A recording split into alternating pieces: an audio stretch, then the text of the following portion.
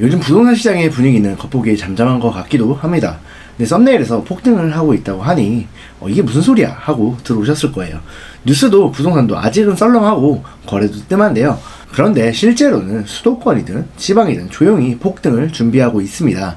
믿기 어려우시죠? 오늘 영상에서는 지금 시장에서 실제로 무슨 변화가 일어나고 있는지, 그리고 이번 기회를 놓치면 앞으로 우리가 어떤 현실을 마주하게 될지 차근차근 알려드려 보겠습니다. 영상을 보고 나시면 지금은 못 사겠다, 지금은 사면 안 된다가 아니라 지금 진짜 빨리 움직여야겠다 이런 생각이 드시게 될 거예요. 그럼 시작하겠습니다.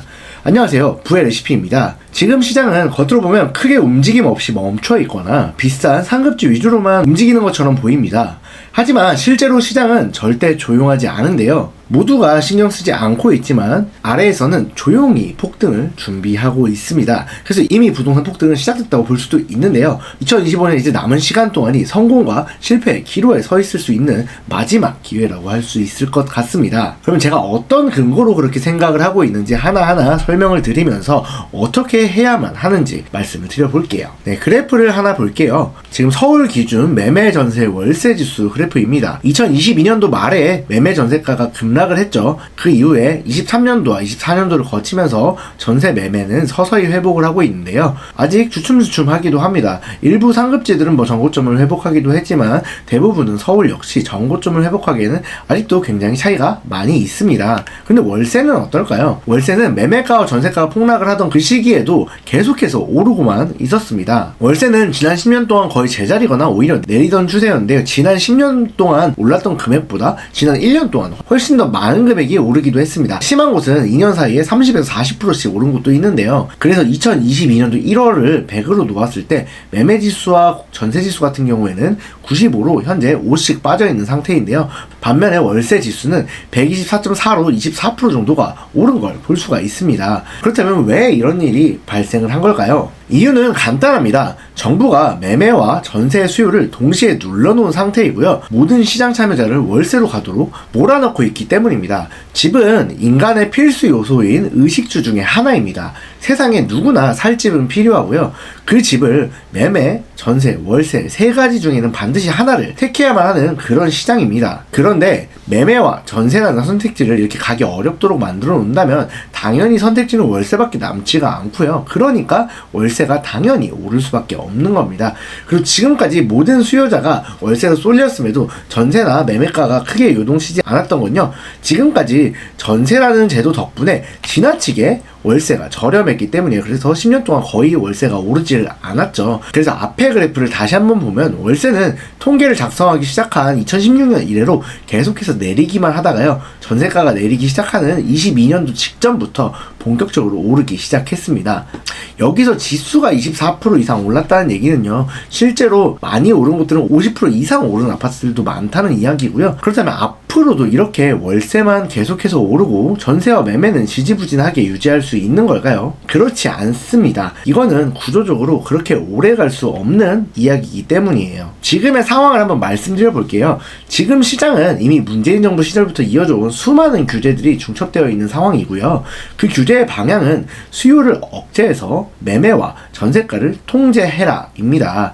이 많은 규제들이 중첩되어 있는 상황에서 윤석열 정부가 들어온 이후에도 딱히 정말 중요한 규제들이 풀리지 않았었고요. 여전히 다주택자 규제와 대출 규제, DSR 같은 매매 수요 억제 정책이 유지되고 있습니다. 그런 상황에서 2022년도에 금리가 급하게 상승을 했고요. 전세 대출을 주로 사용하는 전세 특성상 월세보다 대출 이자 납입액이 커지면 자연스럽게 월세로 수요가 이동할 수밖에 없습니다. 그런 상황에서 2024년부터 다시 금리 인하가 시작이 됐죠. 그렇지만 매매가와 전세가의 상승을 무서워한 정부는 다시 가상금리를 높이면서 전세대출 금리는 크게 내려오지 않고 있어요. 그런데 지금부터 정말 큰 문제가 시작됩니다. 바로 2026년부터 본격적인 입주 물량이 부족한 거예요. 사실 지금까지도 서울은 항상 적정 공급량 대비 부족한 공급을 해왔기 때문에 공급량 부족은 누적되어 있는 상황입니다. 그렇기 때문에 서울의 아파트 가격이 우상향하는 건 너무나도 자연스러운 일이었던 거고요. 그런데 지난 10년 동안 잘못된 정책으로 인해서 2026년부터 이렇게 크게 공급이 부족해져 버렸습니다. 이렇게 큰 구멍을 메꾼다는 건 정말 쉽지 쉽지가 않아요. 그래서 안 그래도 이 타이밍에 가격이 정말 크게 오를 가능성이 높은 상황입니다. 근데 이미 작년부터 매매가가 상승하는 조짐을 보이기 시작했죠. 그래서 이미 26년부터 정말 크게 오를 가능성이 높은데 벌써부터 매매가가 상승한다면 이건 정부 입장에서 정말 달갑지 않은 상황입니다. 그렇기 때문에 정부는 이 상황에 매매가를 자극할 수 있는 전세가도 오르기를 원하지 않았고요.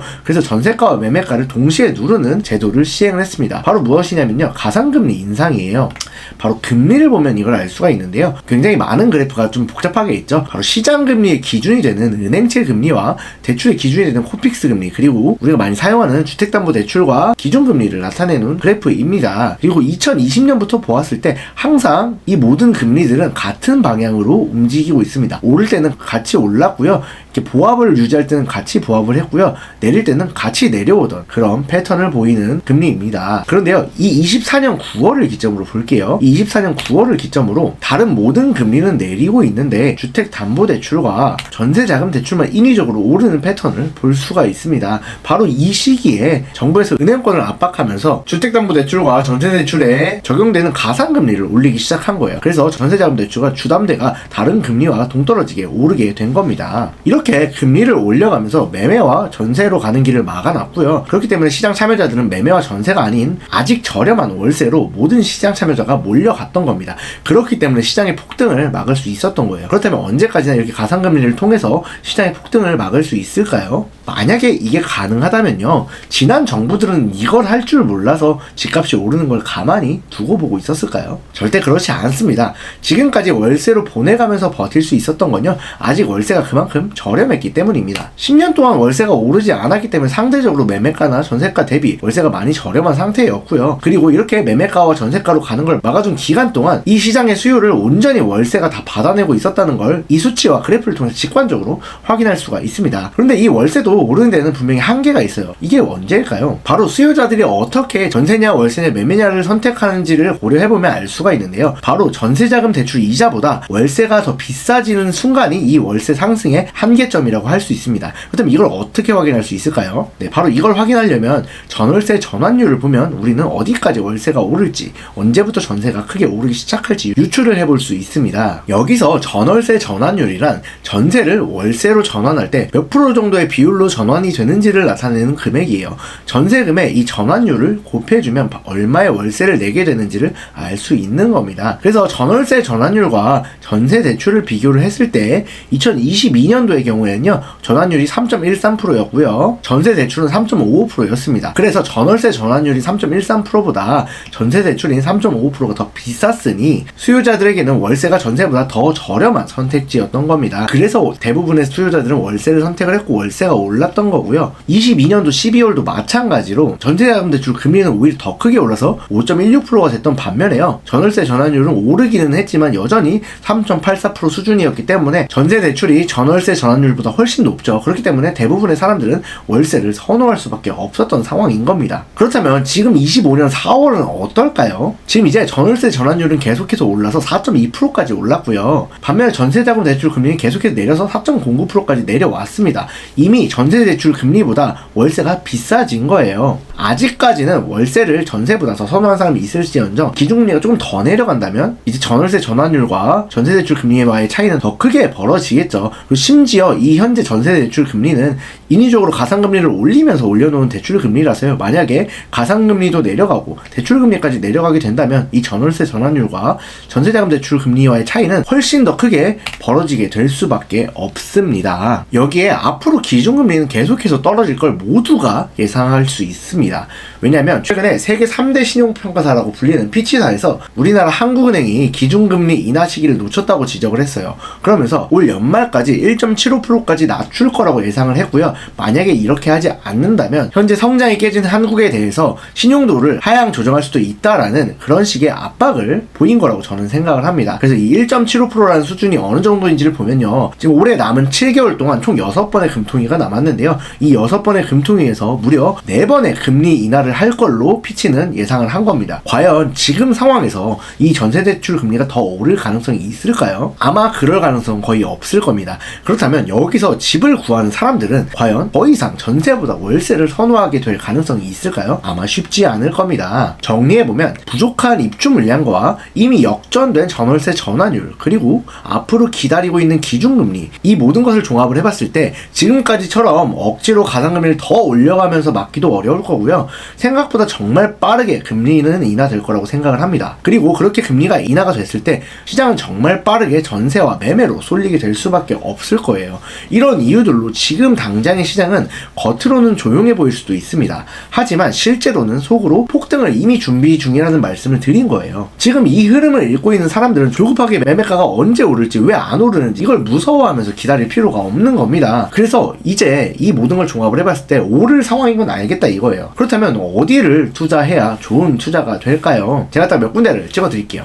기본적으로 2026년부터는 전국이 대부분 입주 물량이 많이 부족하게 됩니다. 그 중에서 특히 더 부족한 곳, 그 중에 아직 가격이 많이 오르지 않은 곳, 그 중에서 전세가율 평균 수준 또는 평균 이상 수준으로 올라와 있는 곳을 공략하시면 됩니다. 전세가가 올라갈 게 거의 확실한 상황에서 이런 곳은 입주 물량까지 부족하기 때문에 전세가가 올라감에 따라 매매가는 즉각적으로 밀려 올라갈 수밖에 없을 거예요. 그리고 이런 곳에 입주권이나 소액 갭 투자를 하게 된다면 내가 생각했던 것보다 더 많은 수익으로 돌아올 수 있는 그런 시장이 앞으로 기다리고 있습니다. 이 시장의 구조를 막아온 지 벌써 2년이 지났습니다. 이 시장의 구조는 해결이 어렵고요. 결국 언젠가는 한번 터지게 되어 있습니다. 그게 올해일지 아니면 내년일지 그 시기까지는 정확하게는 알 수가 없어요. 하지만 그때를 기다리면서 수익을 취할 수 있는 포지션을 세팅을 해두고요. 그때까지 버티기만 한다면 수익을 정말 크게 보실 거라고 생각을 합니다. 지금까지 말씀드린 내용을 바탕으로 어떤 곳에 투자를 하면 좋을지 찾아보실 수 있을 거예요. 하지만 제가 지금까지 말씀드린 내용은요, 제가 보는 시장 구조의 절반 정도입니다.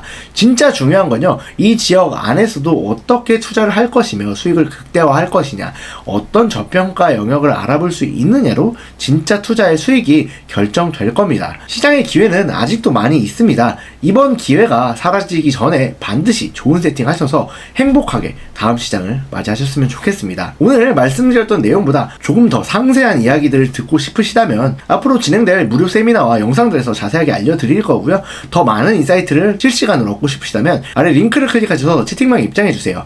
오늘도 긴 영상 시청해주셔서 감사하고요. 꼭 2025년에 이 다가오는 좋은 기회를 잡으셨으면 좋겠습니다. 부의 레시피였습니다. 좋은 하루 되세요. 감사합니다.